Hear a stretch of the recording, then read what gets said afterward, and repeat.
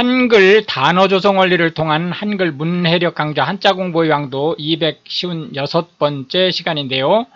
오늘 첫 번째로 살펴볼 한자는 제사라는 의미의 제자가 되겠습니다. 제사라는 의미의 제자를 살펴보겠습니다.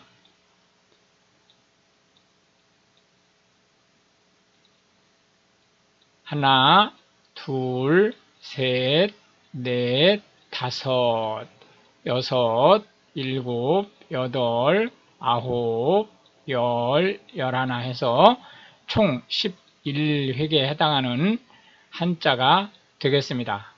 제사라는 의미의 제자가 되겠는데요. 실제 한국에서는 이 제사라는 의미가 다른 나라, 특히 성경이라든지 이런 다른 나라에서 얘기하는 제사와는 사뭇 다릅니다. 그러니까 통상적으로 어떤 신적인 존재한테 희생을 드리는 형태의 제사는 한국에서는 그렇게 흔하지 않죠. 그래서 이제 통상 제사하면 조상이 돌아가신 날 그 추모 형태로 드리는 것을 얘기합니다. 해서 제사라고 하는 것이 한국의 제사는 조상을 모시는 게 기본이고 통상적으로 전 세계적으로 널리 쓰이는 신을 모시면서 하는 제사 행위와는 사뭇 다르다라고 하는 점을 기억하시고 진행을 하도록 하겠습니다. 제의라고 하는 것은 제사의식을 얘기합니다. 제단이라고 하는 것은 제물을 차려놓는 상을 얘기하는 거죠. 제물이라고 하는 것은 제단 위에 희생으로 드리는 예를 들어서 뭐 동물이라든지 이런 또는 그 음식 등을 얘기하는 거고요. 이렇게 해서 제의, 제단, 제물이라고 하는 이 세 가지의 의미는 실제 한국에서는 그렇게 그 발달하지 않은 그 단어들이다. 이렇게 이제 보시면 되겠고요. 시제라고 하는 것은 제사를 기본적으로 부모, 그 다음에 할아버지, 할머니, 그 다음에 증조할아버지, 증조할머니, 그 다음에 고조할아버지, 고조할머니까지 4대를 개별적으로 드립니다. 할아버지가 돌아가신 날, 할머니가 돌아가신 날 이런 식으로 해서 새벽에 통상 밤 12시부터 새벽 2시 사이에 드리는데 5대부터는 한꺼번에 드립니다. 예를 들어서 2월, 5월, 8월, 11월에 제사는 앞당겨 드리는 겁니다. 그렇기 때문에 2월이라 하면 2월, 3월, 4월에 돌아가신 분들을 모아서 드리는 거죠. 해서 시제는 5대 이전의 그 조상들을 모시는 것을 얘기한다. 이렇게 보시면 되겠습니다. 축제라고 하는 것은 축하하기 위해서 벌이는 큰 행사를 얘기하고요. 영화제라고 하는 것은 영화, 특히 개봉되지 않은 영화들을 다량 순서적으로 끊임없이 그 영화제 기간 동안에 상영함으로써 관련된 사람이나 또는 일반 관중들이 그 영화를 평하기도 하고 비교해서 볼 수도 있게 하는 그러한 행사를 얘기합니다. PIL FF라고 해서 부산국제영화제는 세계적으로 대단히 유명한 영화제로 발돋움했죠. 삼무제라고 하는 것은 장례가 끝난 날, 마지막 날이죠. 장례가 끝난 마지막 날을 제1일로 해서 제3일에 해당되는 날을 삼무제라고 하는데요. 삼무제 날은 통상 성묘를 합니다. 이제 성묘를 해서 그 묘소가 제대로 됐는지를 살펴보고 이제 그 간단한 제사를 드리는 그런 일을 이제 삼무제에 하는 거고요. 기우제라고 하는 것은 한국은 이제 통상 그 오늘 초두에 말씀을 드렸듯이 일반적으로 전 세계적으로 그 퍼져 있는 신한테 드리는 제사 행위는 발달하지 않았다고 그랬죠. 그 이유가 샤머니즘이 발달했기 때문에 특정 신, 큰 신에 대해서 그 희생을 드리는 형태의 제사는 발달해 있지 않은 거죠. 그런데 이제 그 샤머니즘 쪽에서는 통상 우리가 경을 읽는다 라는 형태로 해서 이제 제사 의식을 하게 되는데 그 중에 하나로 이제 기우제가 있죠. 기우제라고 하는 것은 한국이 전통적으로 농업 국가였었기 때문에 비가 오지 않으면 농사하기가 어렵죠. 그렇기 때문에 비가 오지 않을 때 비가 오게 해달라고 기도를 하는 제사를 드리는 행위를 기우제라고 얘기를 했습니다. 사제라고 하는 것은 개톨릭, 그러니까 기독교 구교죠. 구교의 신부를 전체적으로 일컫는 말을 사제라고 한다, 이렇게 보시면 되겠습니다. 두 번째 확인할 한자는 흉자가 되겠는데요. 가슴이라는 의미가 되겠습니다. 그래서 가슴이라는 의미의 흉자를 살펴보도록 하겠습니다. 하나, 둘, 셋, 넷, 다섯, 여섯, 일곱, 여덟, 아홉, 열 해서 총 10획에 해당하는 한자가 되겠습니다. 가슴이라는 의미의 흉자를 살펴보도록 하겠습니다. 흉부 하면 가슴 부위를 얘기합니다. 위장 위부터 목 아래 부분을 흉부라고 얘기를 하는 거고요. 흉곽이라고 하면 폐, 심장을 보호하기 위해서 등뼈, 가슴뼈, 갈비뼈로 이루어진 흉부를 얘기합니다. 흉강이라고 하는 것은 흉곽에 의해서 생긴 공간을 얘기하고요. 그 공간 안에 이제 폐, 양쪽의 폐와 심장, 그리고 이제 그 위의 상부, 그 다음에 이제 그 상대 정맥, 상대 동맥, 이런 것들이 이제 자리를 하고 있죠. 흉추라고 하는 것은 척추 중에서 가슴 부위에 해당하는 12개의 뼈를 얘기합니다.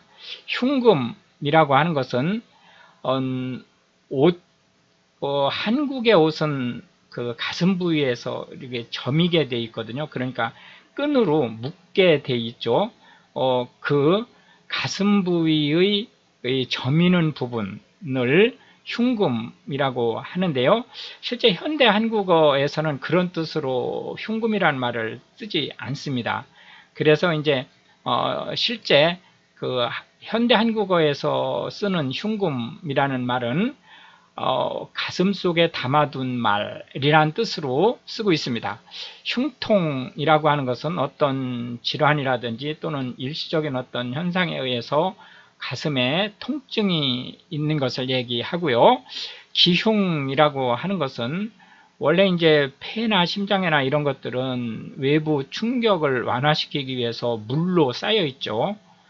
그런데 그 물로 물론 그 물이 뭐 두껍지 않고 상당히 얇습니다. 근데 상당히 얇은 그 부위에 일종의 그 구멍이 뚫려 가지고 공기가 들어가 있는 상태를 얘기하고요. 이거는 이제 질환으로 바로 처치를 해야 될 상황이죠. 흉상이라고 하는 것은 가슴부터 그 윗부분, 당연히 얼굴을 포함하는 거죠. 그 환조 또는 부조로 조각한 상을 얘기하는 거고요. 흉부외과라고 하는 것은 상대정맥, 상대동맥, 폐, 그리고 이제 심장 등을 문제가 있을 경우에 침습적으로, 여기서 침습이라고 하는 것은 칼을 통해서 이제 살을 째고 들어가는 행위를 얘기하죠.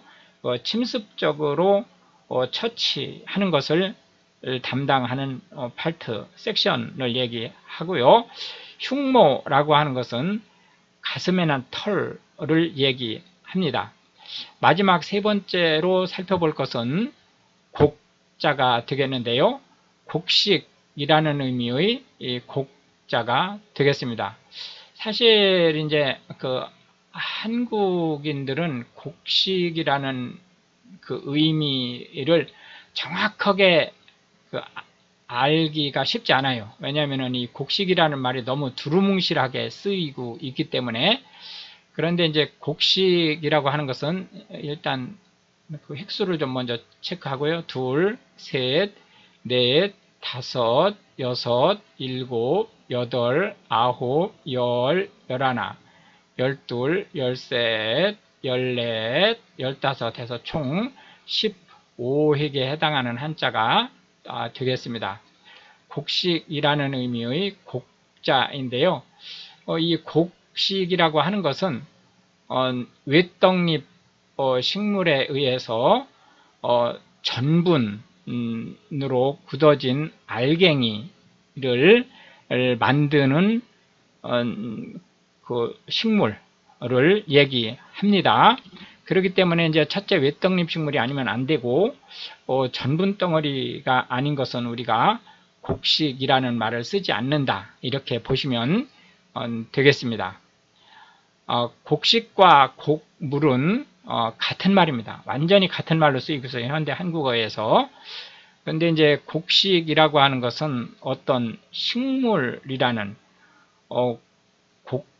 곡물을 만드는 그 생산하는 식물이라는 관점이 좀 깊고, 곡물이라고 하는 것은 탈곡을 해서 실제 이제 그 양식으로 쓸 수 있는 그런 형태의 곡식들을 얘기하죠. 그래서 같은 말이지만 뉘앙스에서 약간의 차이가 있을 수 있다, 그 정도로 넘어가시면 되겠습니다. 곡기라고 하는 것은 곡식 또는 곡물로 만든 음식인데 소량을 얘기합니다. 그러니까 예를 들자면 이제 연로해서 돌아가시기 직전이 되면 음식을 잘 안 드시죠. 그럴 경우에 이제 곡기라는 말을 씁니다. 그러니까 100g 그 이상의 탄수화물을 섭취해야만 사람이 정상적으로 생활을 할 수 있는데 그 정도도 섭취하지 않는다라고 할 때 곡기라는 말을 써서 소량의 그 곡물을 섭취하는지 여부를 체크하는 말로 쓰고 있다, 이렇게 보시면 되겠고요. 잡곡이라고 하면 쌀을 제외한 곡물을 얘기합니다. 그러나 원래 그렇다는 거예요. 원래 쌀을 제외한 이 잡곡이라는 말이 곡이잖아요. 그러니까 원래는 쌀을 제외한 곡물 또는 곡식을 얘기하는 건데 현대 한국어에서는 잡곡이라는 말을 그렇게 쓰지 않습니다. 곡물 이외의 식품을 얘기하는 거예요. 예를 들자면 콩이라든지 이런 것들을 잡곡이라고 얘기를 하죠. 그래서 잡곡은 쌀 이외의 곡물 플러스, 그러니까 원래는 쌀 이외의 곡물을 얘기하는 건데 현대 한국어에서는 쌀 이외의 곡물 플러스 콩이라든지 이렇게 그 밥을 지을 때 추가할 수 있는 것들을 모두 포함한다. 이렇게 보시면 되겠습니다. 알곡이라고 하는 것은 쭉정이라든지 또는 잘못된 그 나달 또는 그 본래의 곡물이 아닌 나달, 예를 들어서 벼 나달에 보리 나달이 끼어들었다. 그런 것이 없는 순수하게 자기 나달만 모여진 것을 알곡이라고 얘기를 하고요. 곡창이라고 하는 것은 원래 곡식을 쌓아두는 창고라는 의미입니다. 그런데 현대 한국어에서는 곡창이라고 하면 곡물을 쌓아두는 창고라는 의미로는 거의 안 쓰이고 그 곡물이 아주 많이 재배되는 단지라는 의미로 쓰고 있습니다. 즉 평야지대 중에서도 그 곡물 농사가 잘 되는 평야를 곡창 또는 곡창지대라고 얘기를 하는 거죠. 오곡이라고 하는 것은 한국에서 전통적으로 섭취하던 곡식의 대표적인 5가지를 얘기합니다. 쌀, 보리, 조, 콩, 기장 이 5가지를 얘기하는 거고요. 실제 이제 콩이라고 하는 것이 곡식이 아니잖아요. 그런데 이제 아까 이 잡곡에서도 콩이라든지 이런 걸 끼워 넣는다고 했지 않습니까? 그렇듯이 우리 그 현대 한국어에서는 이 곡 안에 콩을 끼워 넣는다라고 하는 점 체크하고 넘어가시면 되겠고요. 미곡이라고 하는 것은 탈곡한 것이 알곡이라고 그랬죠. 그런데 탈곡한 것뿐만이 아니고 왕겨, 그 벼, 나달, 쌀을 감싸고 있는 껍데기가 왕겨죠. 그 왕겨를 벗겨낸 것을 미곡이라고 하는 거죠. 그렇지만 이제 지금 현대 한국어에서 미곡하면 쌀이라는 말과 함께 곡물이라는 말로 함께 쓰이고 있습니다. 탈곡이라고 하면 이삭에서 나달을 떼내는 것을 얘기하고요. 양곡이라고 하면 바로 식량으로 쓸 수 있는 곡물을 얘기한다. 이렇게 보시면 되겠습니다. 그래서 이제 오늘도 우리는 3개의 한자와 각 한자에 대해서 10개씩의 현대 한국어에서 자주 쓰이는 단어들을 살펴보았는데요. 이것이 한글 문해력 향상에 도움이 되고 외국인으로서 한국어를 배우시는 분들한테 한국어 단어가 어떻게 만들어지고 또 확대되는지에 대한 보다 폭넓은 이해를 전달할 수 있게 되기를 바라겠습니다. 시청해 주셔서 감사하고 우크라이나를 위해 기도해 주시면 더욱 감사하겠습니다.